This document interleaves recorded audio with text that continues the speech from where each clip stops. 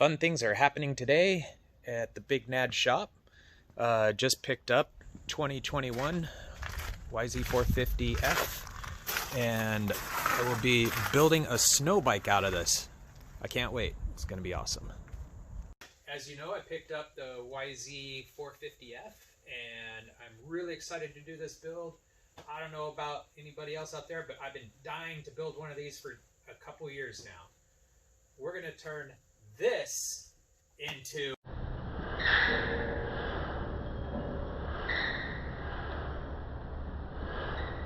Alright, it's time to build this snow bike.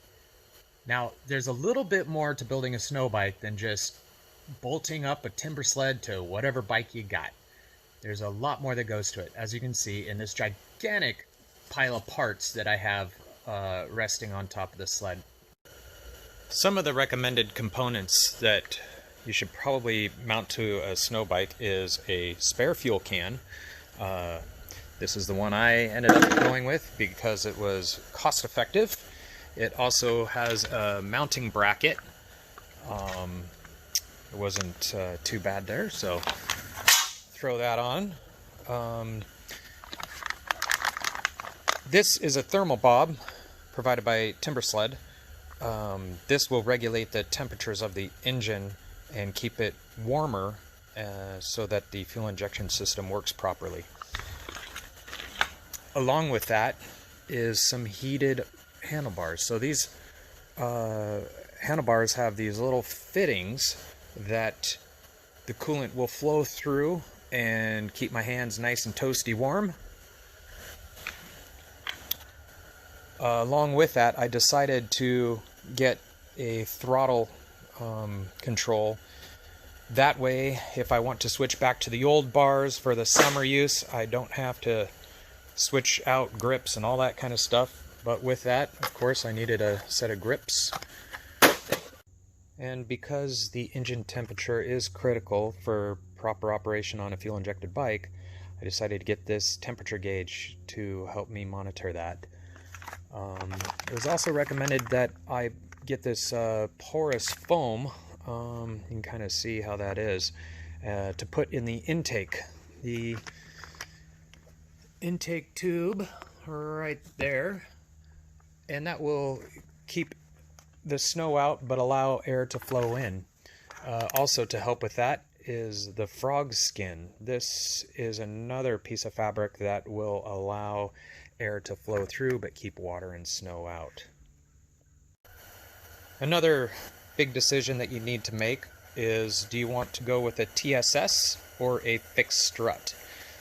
TSS is Timbersled suspension strut. It is a air actuated strut. You can adjust it with the provided air pump, and you're supposed to set this O-ring down like that, and then you ride the bike. The suspension travel will push the O-ring as it moves, and you will want to adjust the suspension to about 1.25 inches between here and there.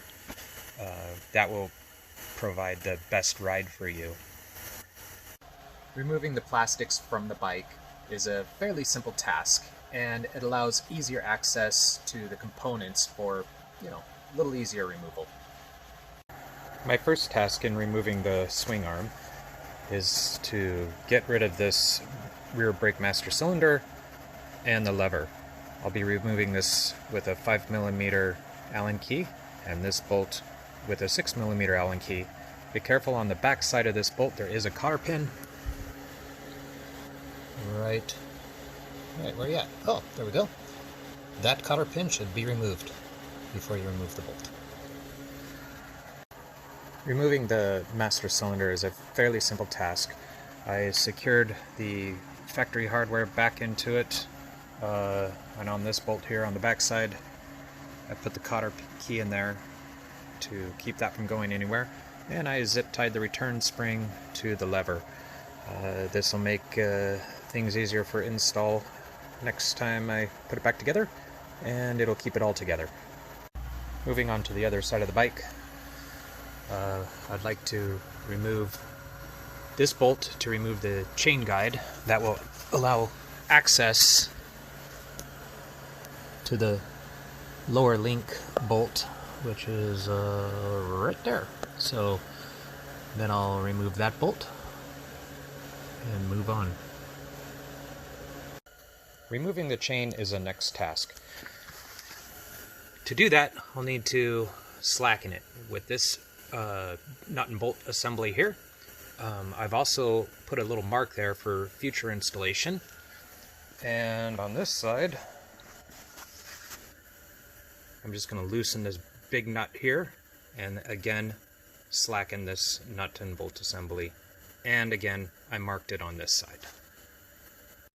Now that the chain's removed and pulled off of the front sprocket, come up here and we'll get to that upper shock bolt and nut with the 14mm socket.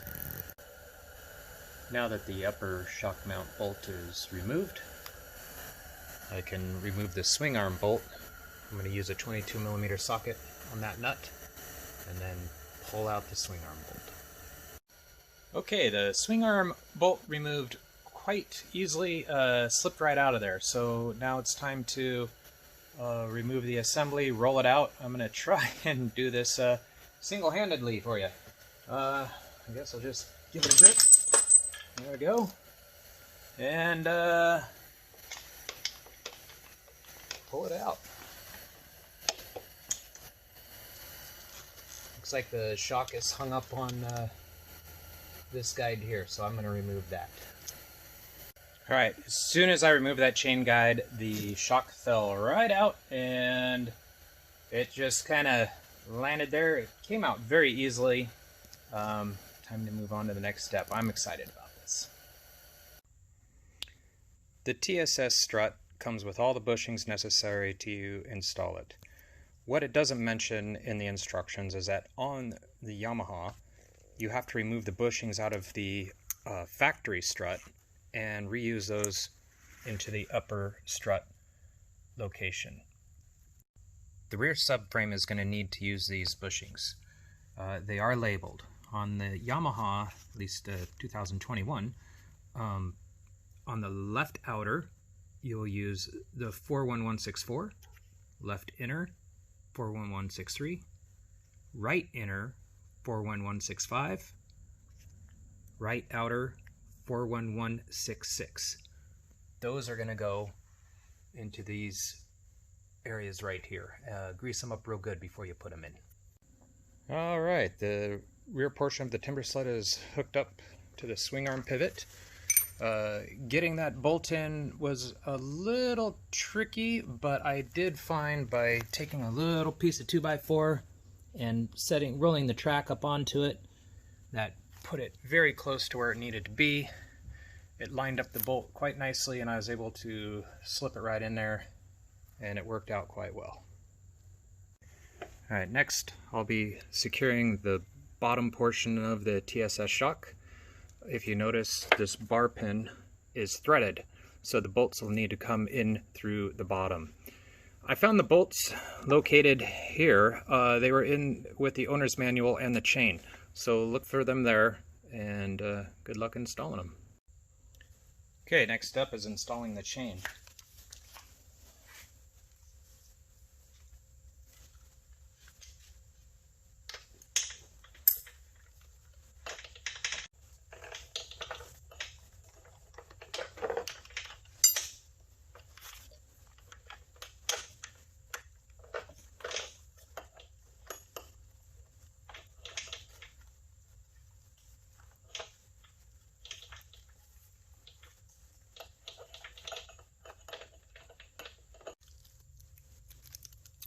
The master link comes with some O-rings and some grease, and we'll put the master link through the back side, put this piece on the top and this one here in the proper position, and I'll show you how to do that. Alright, I have the master link. I have installed the O-rings and put grease on them, and it's just time to hook that up, just like that. Kind of move it around there, get it seated well, and install the other O-rings.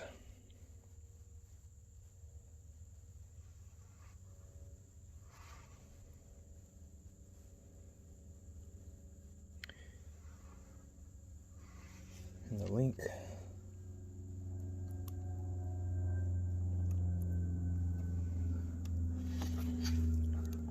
Okay. Try and get those O-rings seated by moving it around a little bit. Grab your favorite pair of pliers.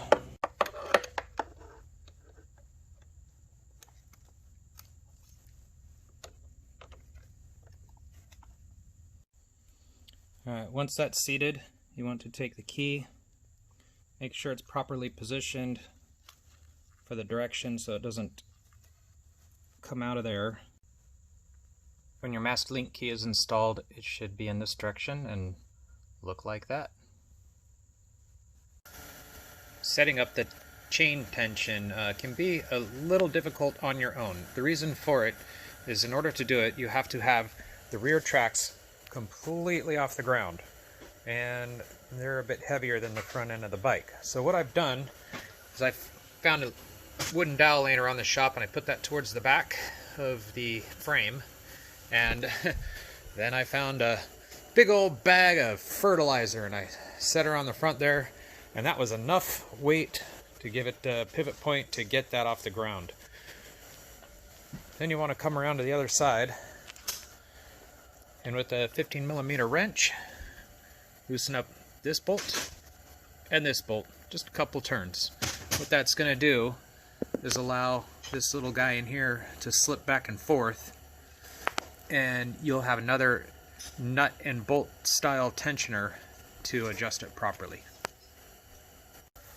Proper chain tension should be set right between the two sprockets on the top. So between that sprocket and your engine sprocket, put your tape measure right in the middle. Proper clearance should be 1 inch. So from there to there. When you have that, and when you push down to that, you know you got the proper tension.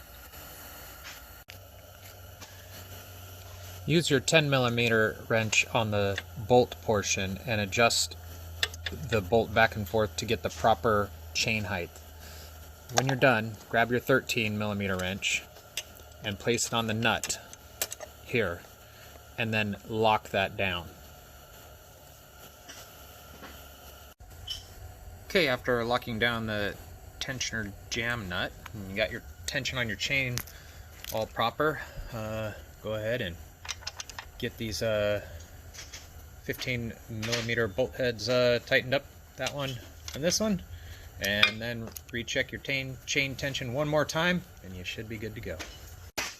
Alright, it's time to install the brake lever, and you might be looking at the bike going, oh, how it's already attached, which is very convenient if you don't like bleeding brake systems, but it kind of makes it a little difficult to install if you want to do a really clean job. So what I'm going to do, I've decided to remove the fuel tank and see if I can get it up in there. So what you want to do is get your 8mm wrench or socket, remove this, and then on the fuel tank it just pops right out. You grab onto it and it pops on both sides, and it will lift right out. Okay, I just set it aside. I didn't disconnect any of the hoses, and that should give me plenty of clearance to come up through here and route it up to the handlebar. I'll do that next. Routing the brake hose wasn't too bad. I ran it right there. You can see there's a zip tie. I drilled 2 holes and to secure the zip tie, and it keeps it away from the exhaust. And there you can see it coming up. Keeps it away from the exhaust, keeps it away from the shock. Comes up around here. Added a few more zip ties. Underneath, goes underneath the fuel tank. I was in this little section here. I was able to squeeze it underneath between the airbox and the frame right at that pinch point, and then it comes out this side right here. I haven't mounted it up yet because I'm putting on the heated bars are on. They're looking pretty good. Got the knuckle busters on there. Pretty easy to do. Next, gotta finish it up here and get this front wheel off, caliper and whatnot, and then put on the ski. There's nothing complicated about removing the front wheel. I'm going to start by removing the caliper, these two 10mm bolts. Then I'll loosen these two with the 10mm socket and remove this with a 22mm socket. Come around to the other side, loosen these two 10mm socket bolts, and then you'll need a special tool. It's a 19mm, fits inside there to hold it. And then once the wheel is off, I will go through and remove the shock guards with a 4mm Allen key.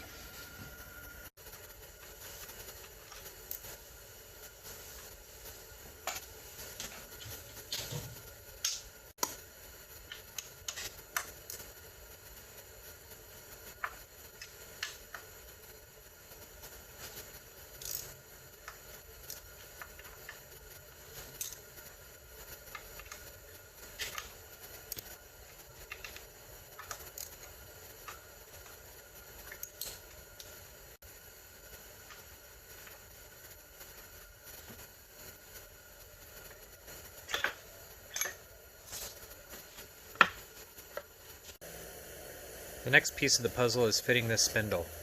You'll need to get the supplied axle shaft out of the bag of parts, and then two spacers. One of them that you'll put on the left side of the spindle is 41197. The one that goes on the right side is 41200. I can't seem to get that one in there for you. There you go, 41200.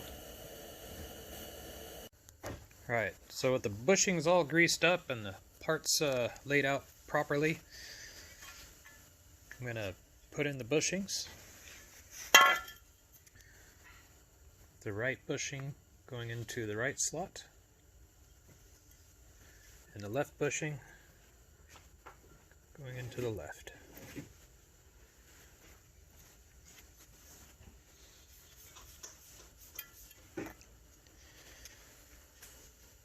And I'll be putting it in here.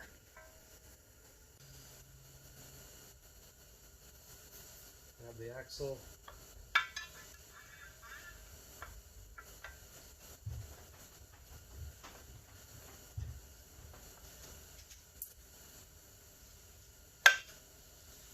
Slides in nice and easy.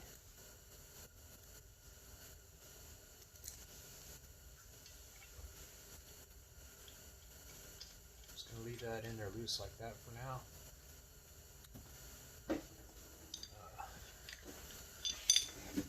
Grab your clamshell.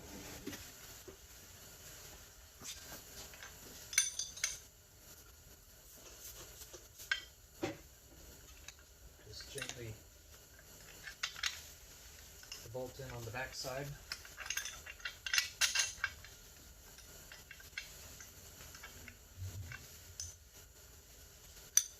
The same to the other side.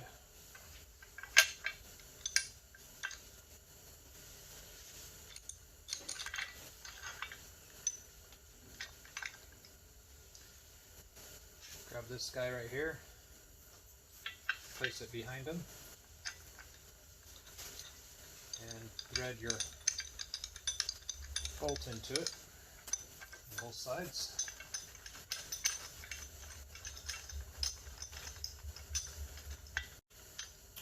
Loosely. These guys slide over the top.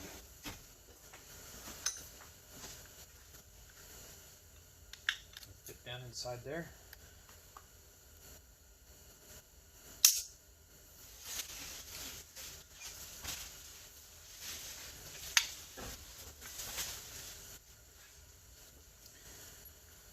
grab your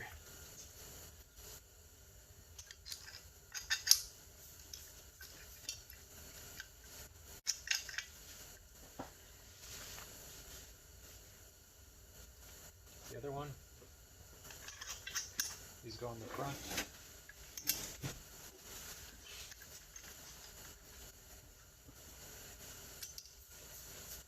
And tighten it all to spec.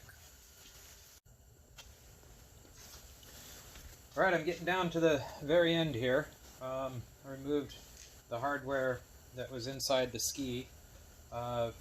Here's a little shaft that goes in here, so I greased it up. Slide her in there. Ooh, all the grease. Get that in there like that.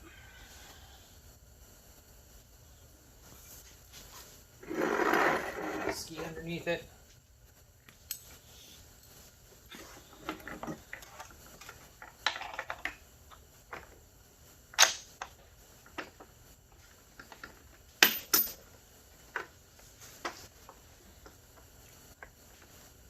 If I'm lucky, it'll go right in.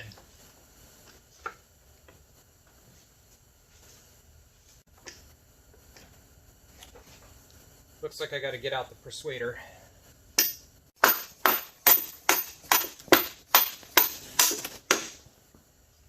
That went in a little rougher than I expected. Okay, and then tighten her up to spec. Like a 15mm. Last and not least, we've got to put back on the fork shields. Now that we have a new block in the way here, and there's 1, 2, 3 bolts that secure it, this is in the way. So I'm going to do a little cutting and modifying on this piece to get it to fit. And I've decided to cut right at this line and then measure it up to that, right about there, and bring it out to there. I'd like to use this bolt hole just to hopefully reinforce and keep it strong.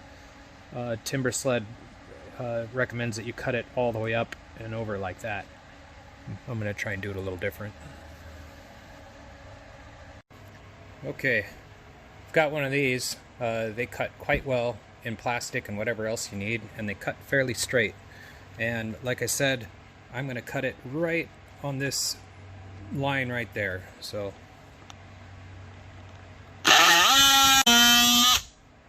okay, there's the cut. I've marked the other side, and I'm going to make my cut.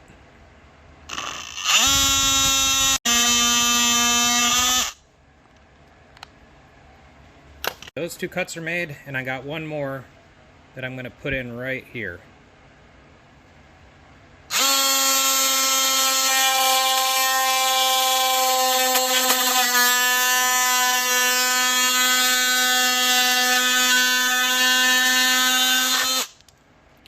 Just like that. I'm going to clean that up and put it on. Alright, so it should fit on there pretty good, just like that. The cut seems to be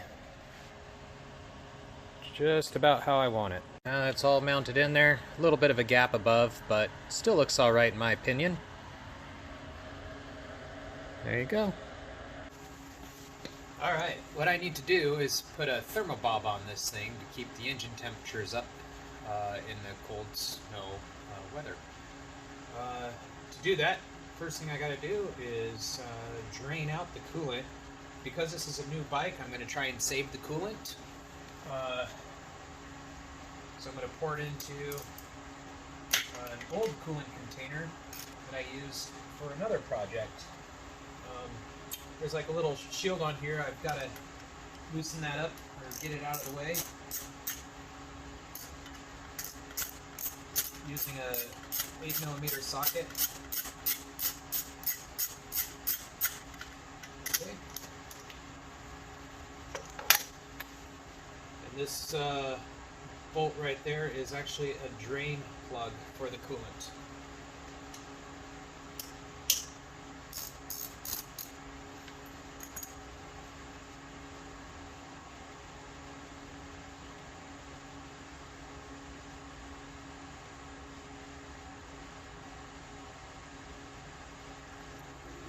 And of course the coolant is Yamaha blue.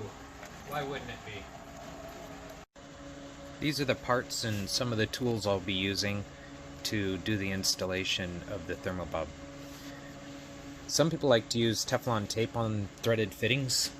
I like to use the Loctite thread sealant. It looks a little cleaner in my opinion, and I also believe it works a little better on NPT fittings. The thermostat housing has a couple of ports on it. One of it's blocked off. We would use that just for a temperature gauge, which I have one down here. And this is for the control valve if you have heated bars, but if you do not have heated bars, then a 90-degree bend will go in there. So I've picked the location of where I'd like to place this as right here. So I'm going to take my marker and mark the hose where I'm going to cut it.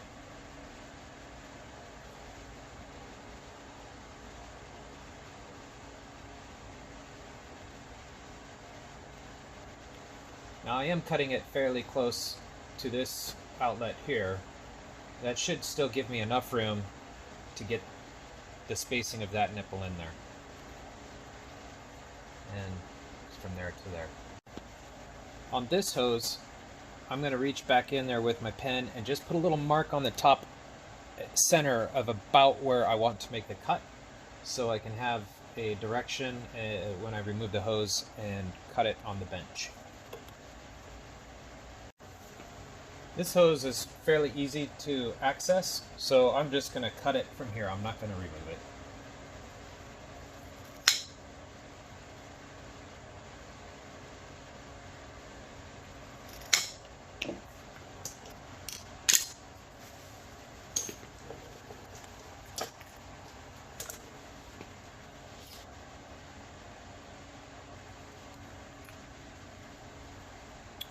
And the thermobob will go in place right there. Okay, so I have it loosely in here. I'm going to leave it loose until I get these two hoses hooked up for orientation, but it seems to fit quite well in there, and I can access the control valve fairly easily. I've completed the install of the thermostat. I believe I have the valve clocked properly to the way I want it to be. It is slightly counterclockwise, I guess you could say, so that this hose doesn't jam directly up against that hose. The T on the back side here, that goes to the left handlebar, and I have that routed back between the cylinder head and the throttle body. This hose on this side, as it goes on this side of that upper radiator hose, goes into a T, and it's very hard for me to get my camera in there, but that T, the one that goes up to the right fitting on the handlebar. The one that goes down goes to the lower radiator hose, and you can see the T fitting for the lower radiator hose, and that it is clocked in a way that puts it up against the frame and further away from the exhaust, because you can see it's still fairly close to the exhaust. Up top, there's one of the coolant hoses coming up to the side, and that goes to the right portion of the handlebar. And then on the left side, I've routed that down through there, and you can see it just a little up through there, down around between the cylinder head and the throttle body, and to the